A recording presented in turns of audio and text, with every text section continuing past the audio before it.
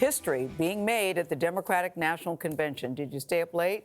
We did, so we've got it covered in case you did not. Senator Kamala Harris officially became the first black woman ever on a major party's presidential ticket after formally accepting her party's nomination for Vice President of the United States. The night also saw former President Barack Obama delivering a sharp rebuke of President Trump. He called on all Americans to vote and said democracy itself is at stake in this election. Ed O'Keefe is in Wilmington, Delaware, where Harris made her speech. Ed, good morning. Good morning, Anthony, on what is set to be the biggest day in the political life of Joe Biden. We'll get to that in a moment, but we begin with Senator Harris, who became just the third woman ever to accept the vice presidential nomination. And as she did, she remembered her mother. She probably could have never imagined that I would be standing before you now and speaking these words. I accept your nomination for Vice President of the United States of America.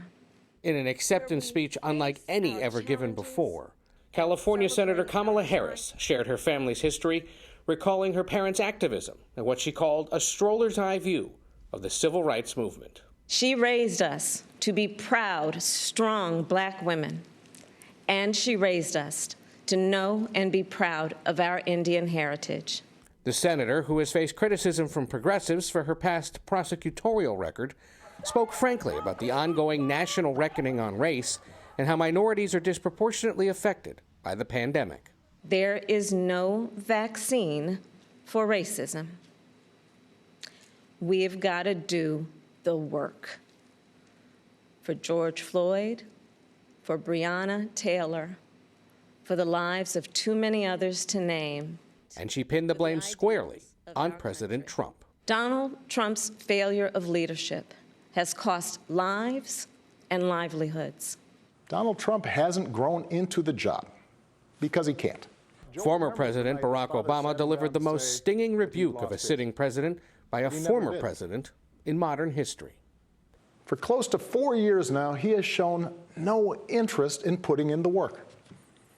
No interest in finding common ground. No interest in using the awesome power of his office to help anyone but himself and his friends.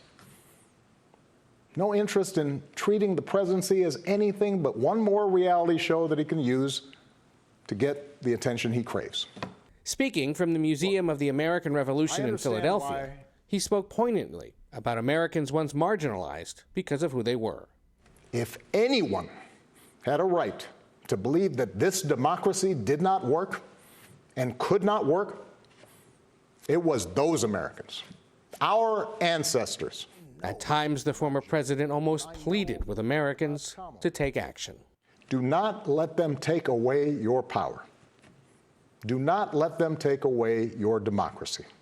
So did many of the women who spoke, including House Speaker Nancy Pelosi and Mr. Trump's 2016 opponent Hillary Clinton, who recalled what can happen when people don't turn out to vote. And don't forget, Joe and Kamala can win by 3 million votes and still lose. Take it from me. So we need numbers overwhelming so Trump can't sneak or steal his way to victory.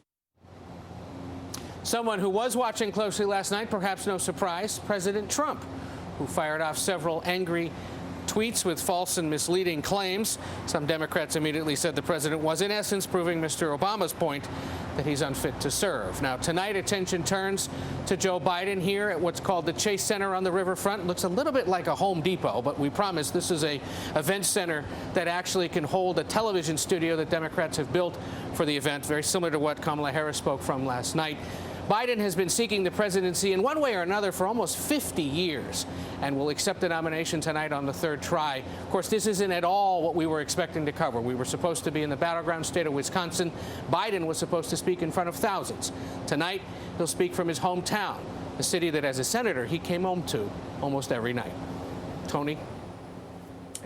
Yeah, Ed, the highly anticipated speech, and we'll have to see if the current occupant of the Oval Office will be tuning in along with all of the rest of us. Ed, thank you very much.